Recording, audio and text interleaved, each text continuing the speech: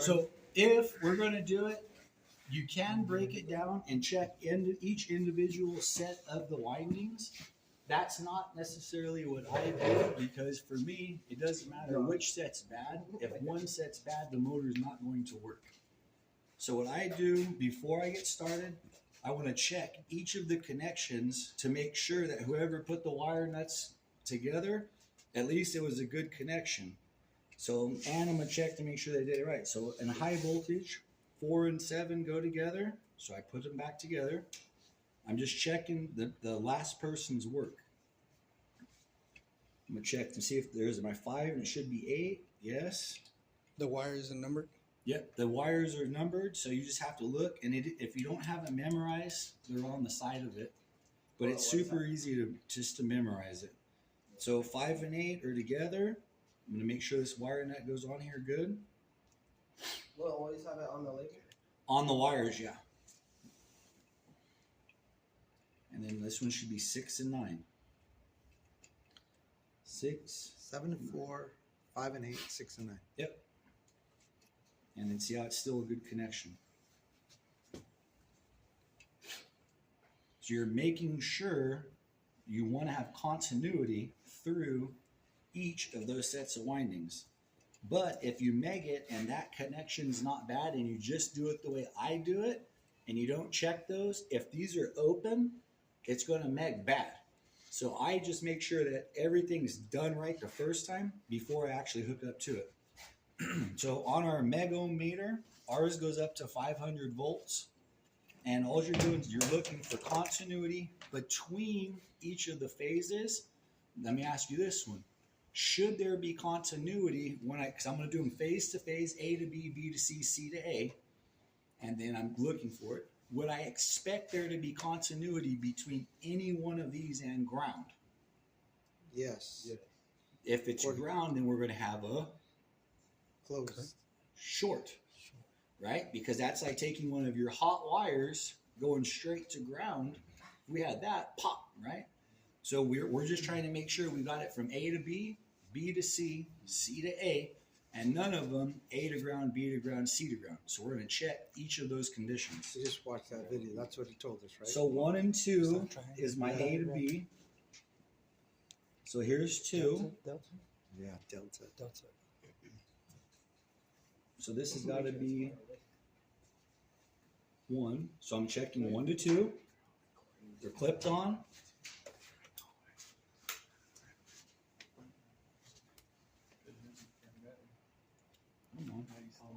Okay, so now I just got it turned on.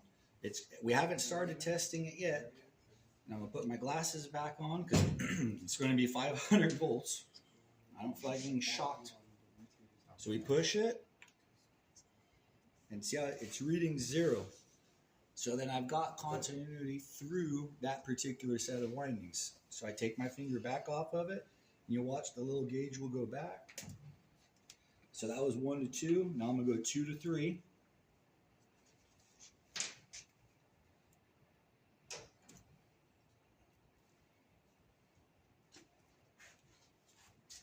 And do the same thing and pull this off so you can see it a little better. And you can watch the little part will go way over. So it's all the way, the little mark is all the way over there now. So it still says 0, so okay, cool. Now I got to go 3 to 1. And this is my 3. This is my 1. I'm going to do the same thing again. Right now you see the little part's not illuminated down here. You push it, and then you see how it flew all the way over there? 0. All right, cool. So I have continuity A to B, B to C, C to A. Now I'm going to let my finger off. Now I'm going to go 1 to ground.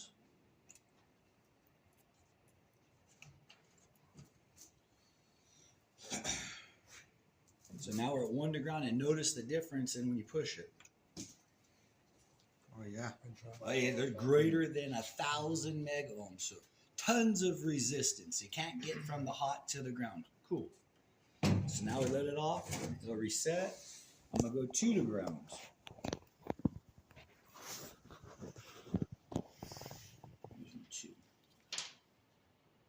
2 to grounds. You ready? So I'm gonna push it. Okay, we got no continuity, perfect. Take my finger back off, you see the little gauge move. Now I gotta go 3 to ground.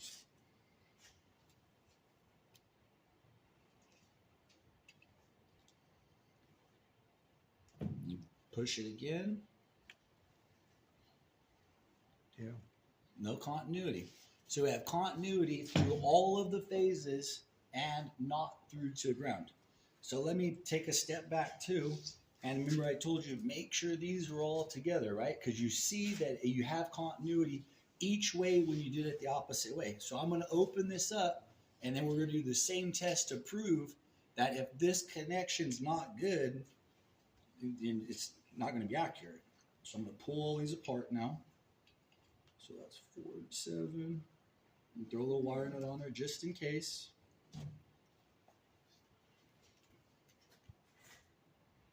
Here's my 5 and my 8.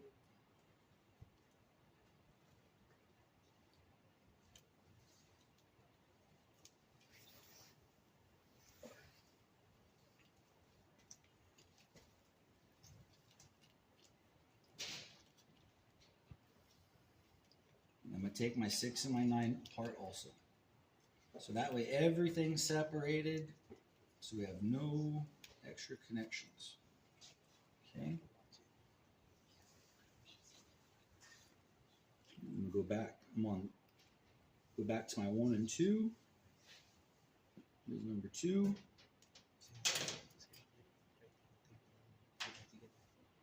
Here's my number 1.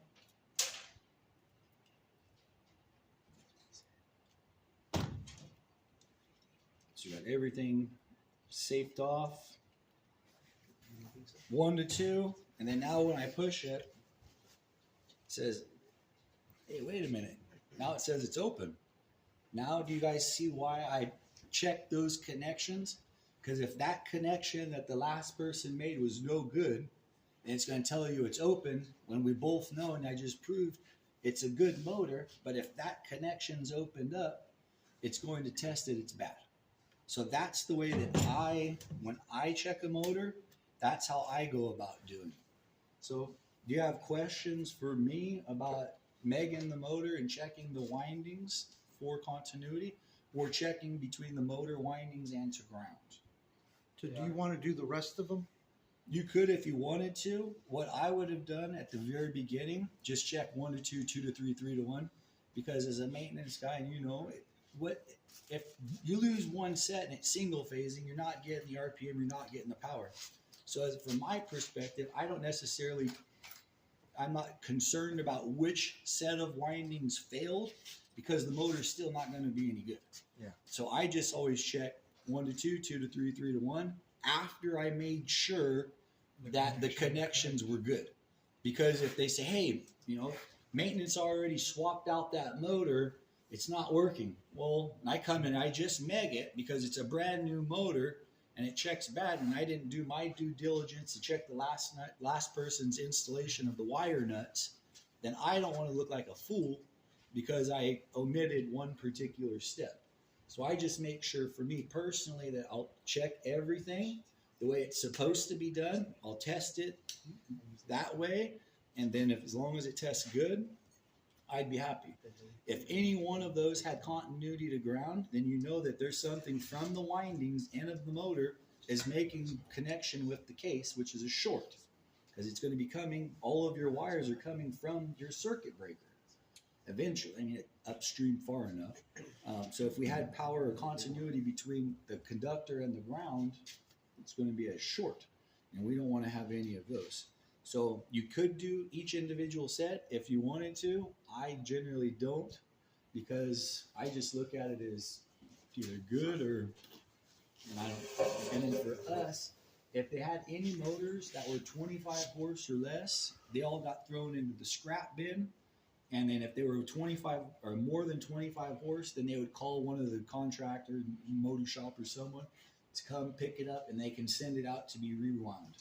So it just depends kind of what your company's procedures are. If they want you to do it differently and check each set and identify it, you absolutely can. Just click it on between the respective leads So between 3 and 9 or 2 and 8, or depends high or low voltage, what you're going to be looking for. Check each individual set of the windings. You can do that too. I just don't because it doesn't matter if one set's bad, it's not going to work anyways. So I don't generally do that step, but if I was instructed by my supervisor that they wanted me to do it, I'll do it. They're the boss. I'm just the hands to get stuff done. So however they want it done. So any additional questions, continuity where there should be, shouldn't be, the motor windings, makeup, anything like that? Forward and reverse. Forward and reverse to change rotation on any 3-phase motor, you're basically switching any 2 leads.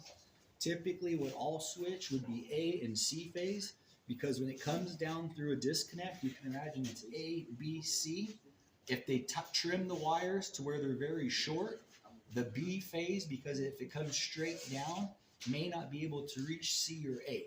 Typically, if it comes into the top of the disconnect and it splits, the wires are going to be the same distance from A to C, so those would be the 2 that I would switch. But that's just depending on how it's piped. Maybe they come off one side of the disconnect. It's just any 2 leads, as long as you rotate them, it's going to switch the rotational direction of the 3-phase motor. If you're doing it on a single-phase motor like one that's on the shelf, it'll have CW and CCW on the side of the case for clockwise and counterclockwise rotation. And then you have to do a little bit of different wiring on those littler motors. In my opinion, these are a little bit easier to work with because it doesn't matter which 2 you got to swap. You just got to swap any 2. Yes, sir. Is that what you're going to be taking apart? No, that just checked the motor. Now we got to take the whole pump apart, and then I'm going to pull off the seal, and then we'll put everything back together, and then we'll put the motor. I don't know if I want to put it back on the ground because then the next person's going to have to lift it back up here, or we might just leave it up here, disassemble it. Yeah, it'll just stay up here, and then because everybody's going to do it this semester, and I'm going to physically, I'm going to sit on a stool and watch you do it. That way I know that all of my parts go back together the right way. I don't want to have missing parts, or you forget to put something and put the cover on it and it's done. I'm going to sit and watch, you know what I mean, just to make sure it goes back together the right way, and that way we don't have no trouble. So any additional megging the motor questions like that? Question? And you have to look at it. If you don't have it memorized, there's high and low voltage wiring of the motor. It's stamped on the nameplate. If you're going to be doing the low voltage, I don't know if I got a pin on me. We'll start the video or keep recording. Oh yeah, you can stop it.